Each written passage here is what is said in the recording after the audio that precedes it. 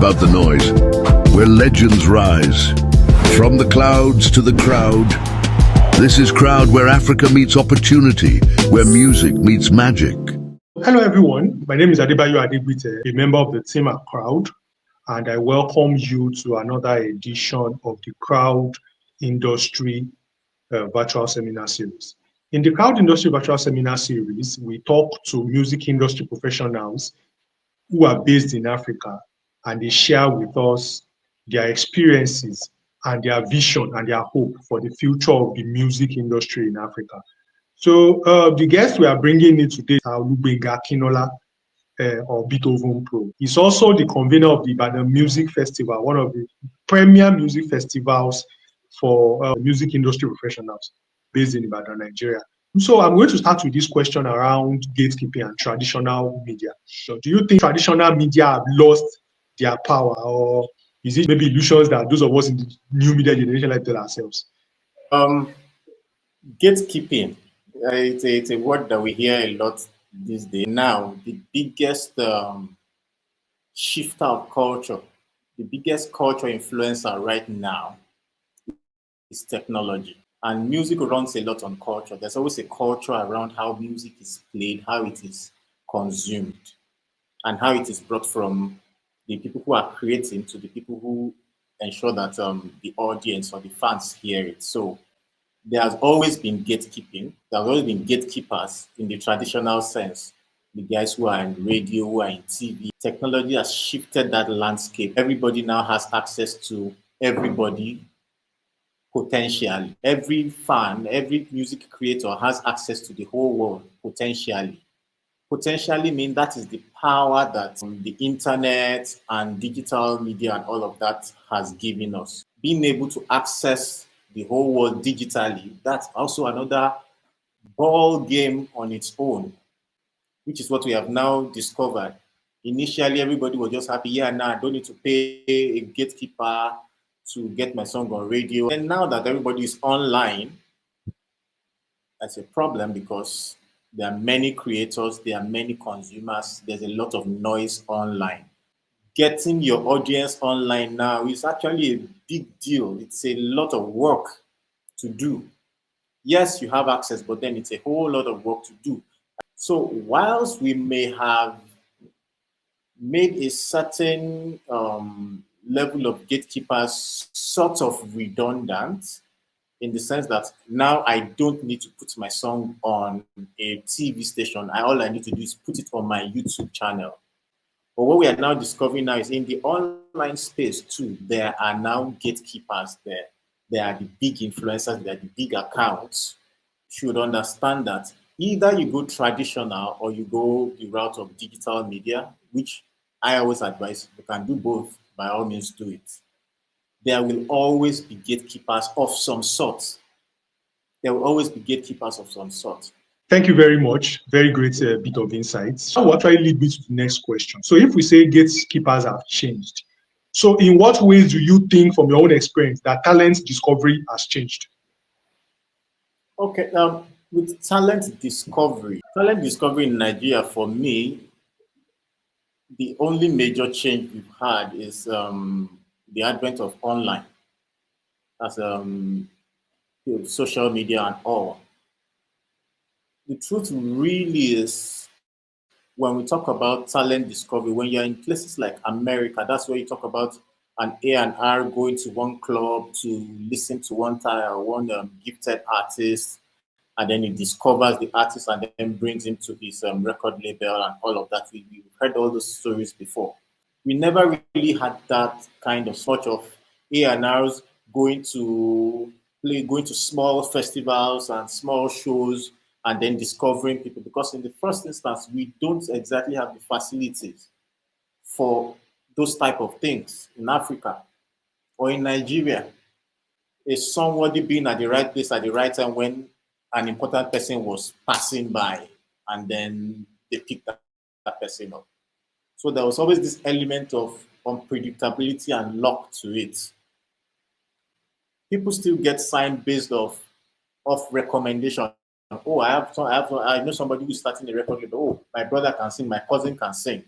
Yeah, let him bring it. Oh, I like him. Or okay, my girlfriend's brother can sing. Okay, so I sign him, that kind of thing.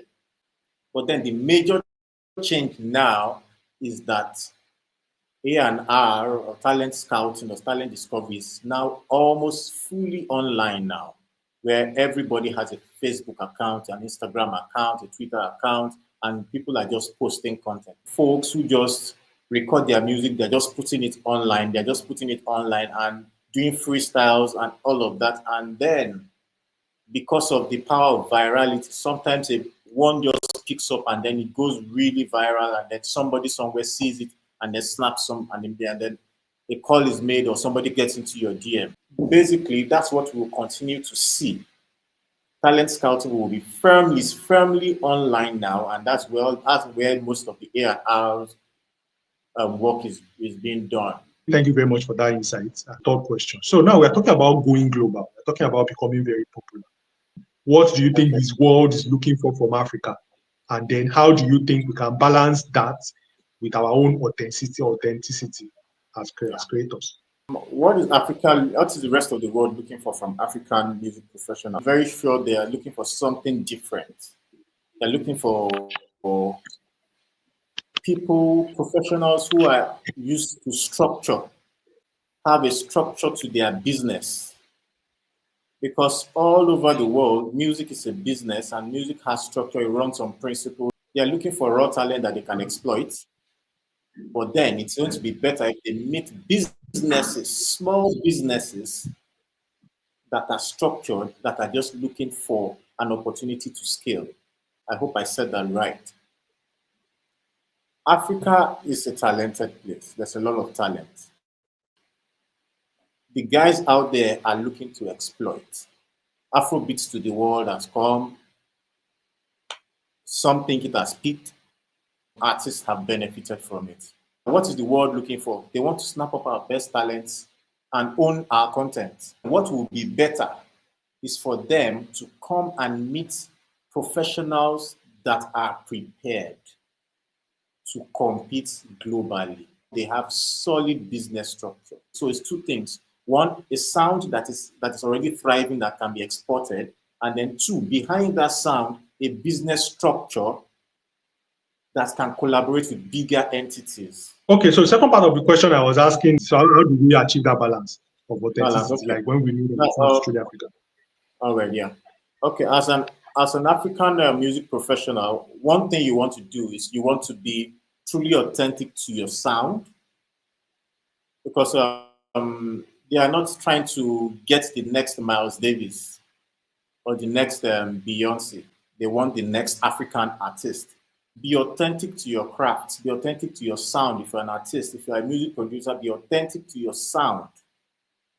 But then develop your sound such that it can exist alongside other entities. It's just about having that broadness in your mind that I can be in Africa and I can play everywhere in the world, open to sounds that I am not familiar with. And I must structure myself in such a way that I can easily work and collaborate with a music producer in Korea.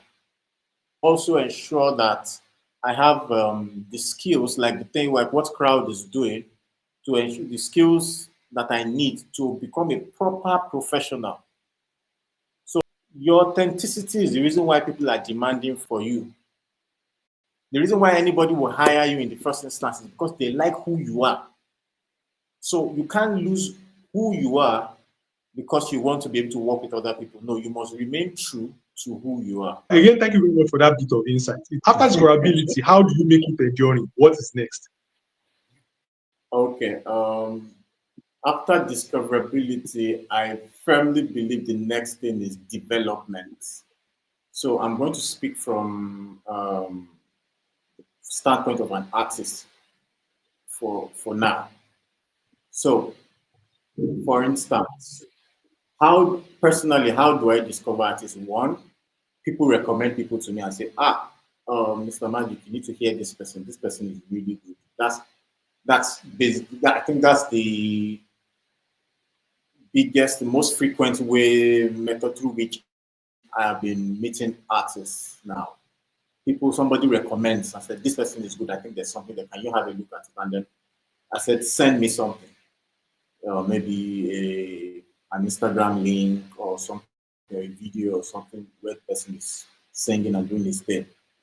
Now, when you are discovered, you are just raw talent. Most times, it's just somebody who has a talent, but is not yet living in the consciousness of the talent, or that talent has not yet gone through refinement. So you can see an artist and look at it like, okay, yeah, this person is good, but then he needs to go into development. He needs to go into what we call artist development. And they are refining how their outlook, they are refining how they conduct themselves, they are refining their even mentality too.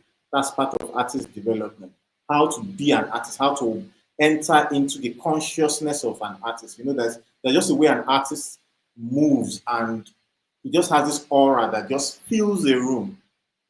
There are many people who are talented who don't have that aura, or they have not entered into the consciousness of that aura. So that is what development does. We also work on things like performance skills. So after discovery is development. Other music professionals too. Be you a music producer, an engineer, whatever it is that you are, even a manager. Sometimes you can discover that, okay, somebody has the mindset for management, artist management. That person, if you discover that person also needs to go through the ropes, learning, being on the job, day in, day out, watching other people do it, and then eventually they get to a point where they are able to now enter into those roles properly. Thank you very much for your insight so far, Mr. Gbenga. I appreciate you. Yeah. And that will lead me to the next question that I want to ask. Do you think the veterans, the people who have hit the big time and who have been able to build some sustained measure of success, do you think they are doing enough to bring in the level, or the people who are still, to use that term, upcoming? Okay, that's a bit of a tricky question. In virtually every sphere of the music industry, be it the artists, be it the labels, be it maybe the brand people, the managers, we've had people over the years who have done one thing or the other to educate and bring people on. I think education, but the major problem we've had is that this education is mostly like very informal in the places where we have it. So, for instance, somebody is an artist manager, and then he might bring somebody on informally. Maybe the person is just someone around who doesn't have much of his. So, yeah, follow me. Let's start doing it as an assistant. And then from being an assistant, that one along the line learns the ropes, and then at some point becomes passionate about it, and then decides, okay, I want to do this, and then begins to observe and follow the footsteps of the veterans. So basically, the mentorship model has been mostly informal. And with that informal model, there's always a limit to the number of people you can train. Because you have to understand that the people you train, you are training them for the industry. So if we have unprofessional people in the industry, it's because the industry has not trained them. It's the industry that, all of us in the industry, it's the industry that produced us, plus the competent people and the incompetent people. It's the industry that has produced us. So for instance, how many people can Don Jazzy bring through? Let's even remove artists now from A&R, talent managers, business managers, and all of that. There's a limit to going to what they can take. Or Chalk City, for instance, or I'm not sure if YBNL has ever done anything like that. And that's because, for the most part, the way we run our businesses, we're not exactly thinking of the next generation per se. So while it won't be fair to say that they are not doing anything, the truth of the matter is the model in which that they are using it's not one that ensures that they can train a lot of people. So one, I'll give kudos to Ckrowd. The way Ckrowd is going, a lot more people can be trained.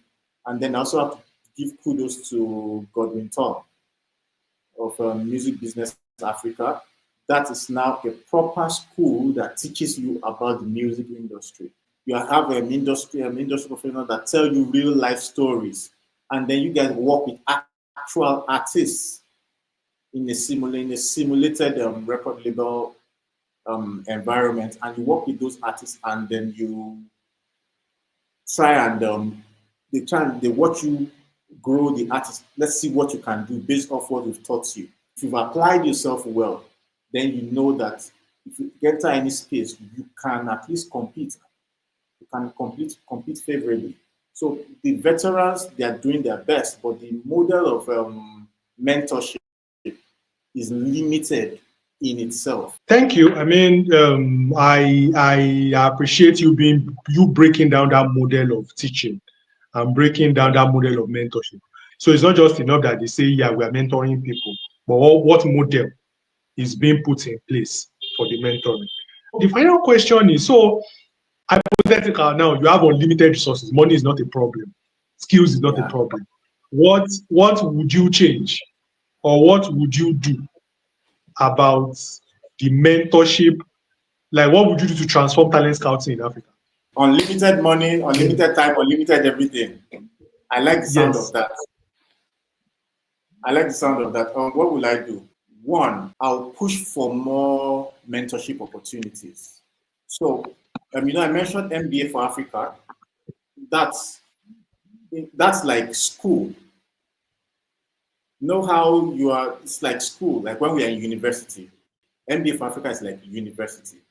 But remember that during when we're in university, sometimes they will now send us for IT. That's where you go into the market, go to companies, work for a couple of months, then come back. So we need a lot more people who have already gone to something like MBA for Africa, who can now be attached to real companies that there they can gain more training. Another thing that I would invest more is I will invest into a system that allows emerging artists to grow their fan base. We need spaces where emerging artists can perform. Think about in America, they have comedy clubs everywhere. So if you're a comedian in like Ibadan, in a town, there are spots everywhere where you can go and try your hands out.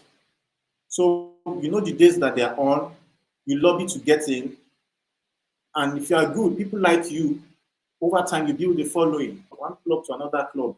That's how they all met each other. And it's not just jazz club, there's jazz club, there are funk clubs, there are R&B clubs. That's how musicians were interacting. And that interaction was how the music began to evolve. So if I had unlimited resources, I would try to replicate that system all over. Spaces where emerging artists can perform.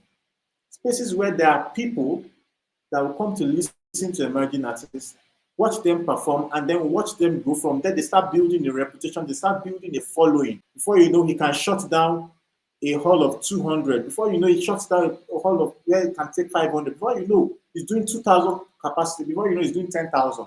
Before you know, the person is doing Southwest store. Before you know, the person is all over Nigeria. Thank you very much for that bit of insight. It's been a very, very great session with you. Thank you very much for your time, and thank you very much for coming on the Ckrowd Industry Seminar Series to come and share your insights. Thank you very much for joining in. Again, as I said, my name is Adebayo Adegbite, and I've been leading this conversation on talent discovery in Africa with Beethoven Pro. So my final advice to you is just to continue to develop yourself, to continue to make sure that you are there in artist development, just as Mr. Gbenga Akinnola has said, so that you can get discovered and then you can continue to grow in your stardom. And don't forget to follow us on Ckrowd Africa on all social media platforms and visit our website, www.ckrowd.com. Opportunities. And right now, we're having a number of opportunities for young music industry professionals who want to progress in the music industry. So go on our website, log into your profile, create a profile, and check our opportunities page. And you'll be able to see a lot of opportunities for you that you can leverage on and improve your standards as a music industry professional. I appreciate you for staying from the beginning to the end with both me and the guest. It's been a very, very great time. And until I come your way again with another episode of the Ckrowd Virtual Industry Seminar Series, my name is Adebuti Adebayo. Have fun, have a wonderful day, and have a wonderful rest of the weekend.